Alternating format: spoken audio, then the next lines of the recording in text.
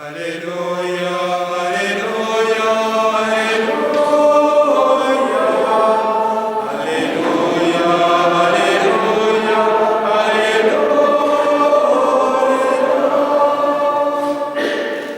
Alléluia, Alléluia, Alléluia,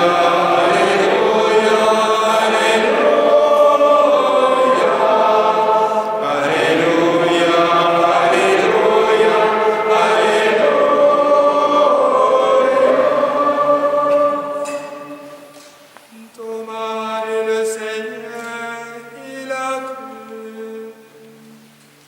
Heureux celui qui croit sans avoir vu. Alléluia.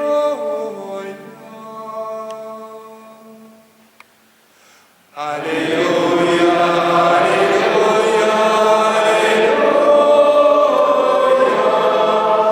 Alléluia,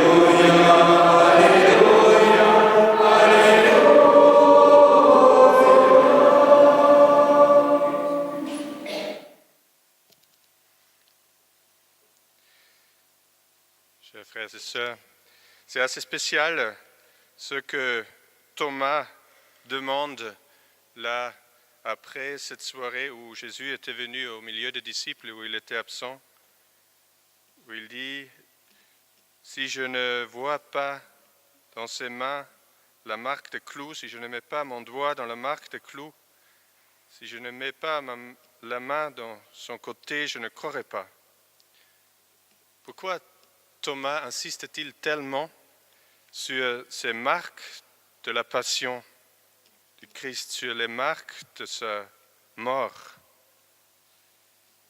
Il aurait pu dire aussi tout simplement « Je veux le voir comme vous, je veux le toucher comme vous, parce que sinon je ne vais pas croire. » Non, il veut pas seulement être sûr que ce n'est pas un esprit, un fantôme. Est-ce que c'est vraiment un corps vivant? Est-ce que c'est bien autre chose ou la même chose que la résurrection de Lazare? On se souvient que c'était Thomas qui disait « Allons-y, mourons avec lui » quand Jésus est retourné pour réveiller Lazare de la mort.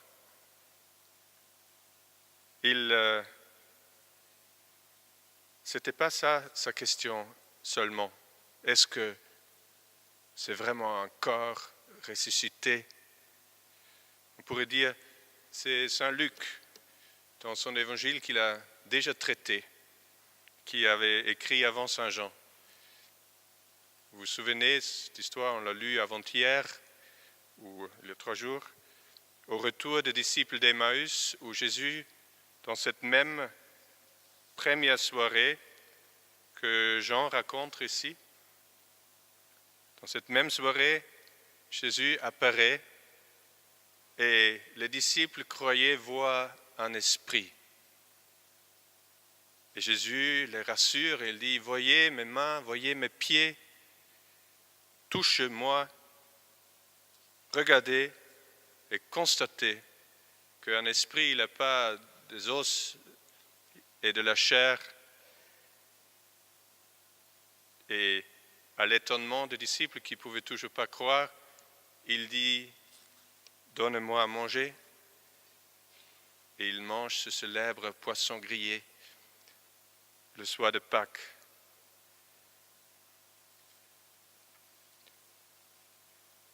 Les mains, les pieds, toucher et regarder, c'est en fait, on pourrait dire ce que Thomas demande. Il était absent.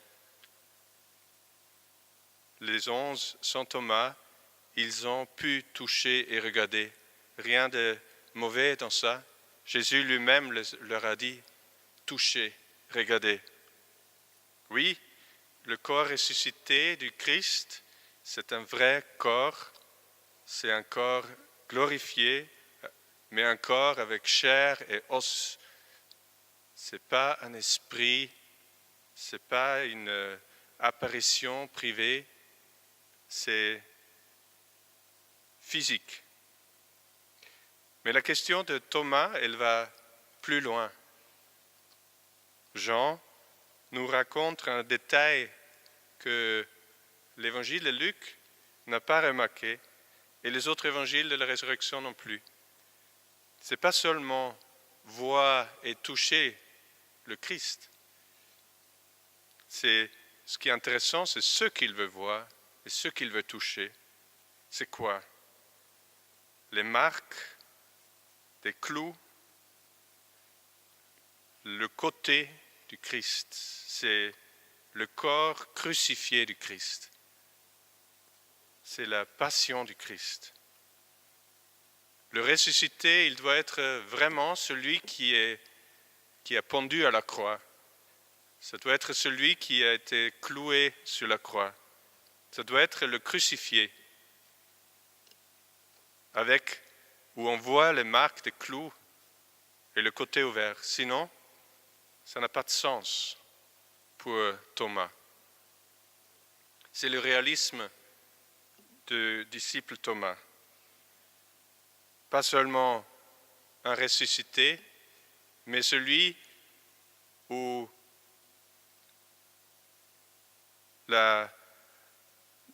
l'avant, ce qui s'est passé avant, est toujours présent d'une certaine manière. C'est cette intuition géniale de cette question de Thomas. Il a pigé que la résurrection, ça ne peut pas être tout simplement disparaître ce qui était avant et une vie nouvelle. Ce n'est pas faire oublier ce qui s'était passé avant la résurrection, et puis il y a encore glorieux, rayonnant. Ce n'est pas effacer tout ce qui était. Ce n'est pas du tout nouveau. C'est un corps glorifié qui porte les marques de la passion.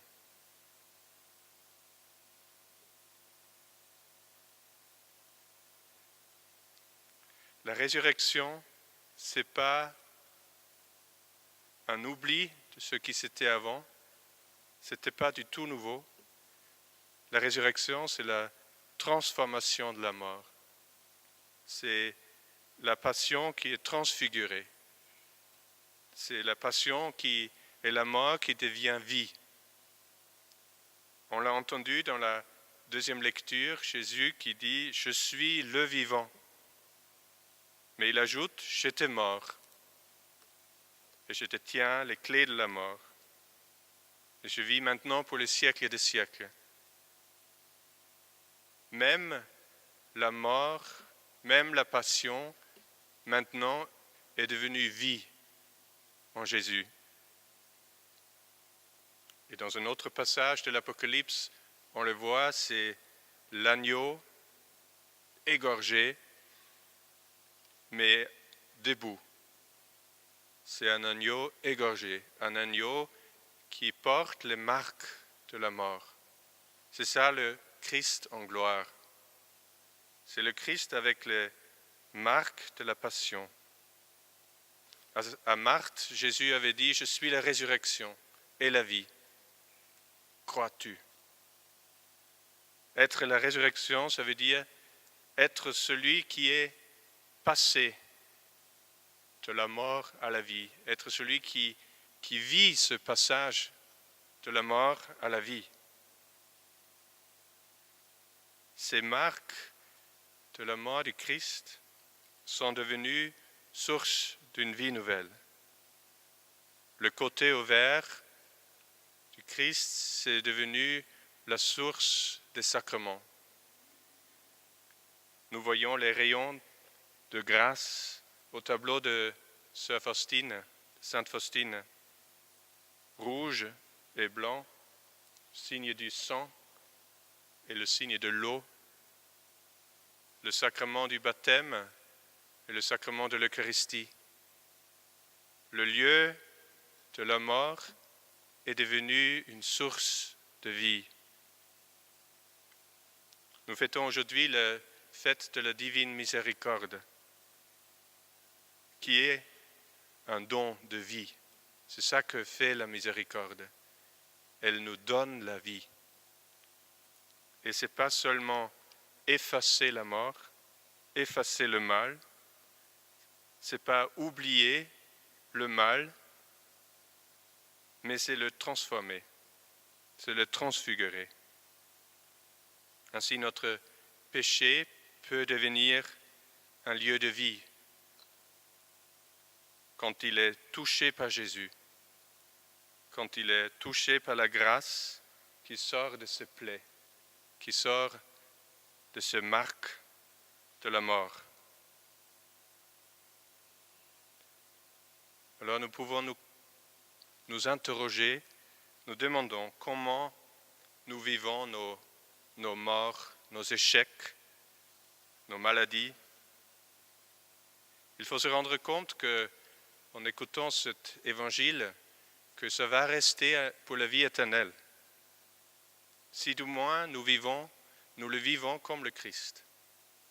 Si nous le vivons dans l'offrande au Père, comme lui l'a fait, sa mort, alors ça devient quelque chose pour la vie éternelle.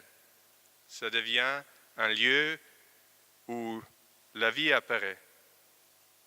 Le marque que tout le mal a laissé dans notre vie, ça devient partie de notre corps ressuscité. C'est ça, ces lieux où nous serons source de vie pour les autres. Alors, aujourd'hui, en cette fête de la miséricorde, touchons bien les marques de la mort du Christ, touchons son cœur dans notre foi. Nous le touchons quand nous recevons l'Eucharistie. Nous touchons le fruit de ces marques. Mais tâchons aussi de toucher la source, le cœur même du Christ. Ce cœur qui a donné sa vie et qui a transformé la mort en vie. Certains d'entre vous avaient le week-end sur le Saint-Esprit du cours Alpha. Et bien là c'est l'origine du don du Saint-Esprit. C'est là ce cœur de Jésus ouvert, d'où vient le Saint-Esprit. C'est dans cette offrande, dans cette acceptation de donner sa vie, de perdre sa vie. Le Christ, ce n'est pas seulement tout simplement un vivant, quelqu'un qui a retrouvé la vie. Ce n'est pas simplement un vrai corps qui est ressuscité. C'est l'agneau égorgé qui est devenu source de l'Esprit Saint. Offrons, nous aussi, tout ce que nous vivons à la suite du Christ, tout le mal que nous rencontrons, tous les morts, à notre Père céleste, pour que nous puissions aussi devenir ces sources de vie, sources de l'Esprit Saint pour nos frères et sœurs. Amen.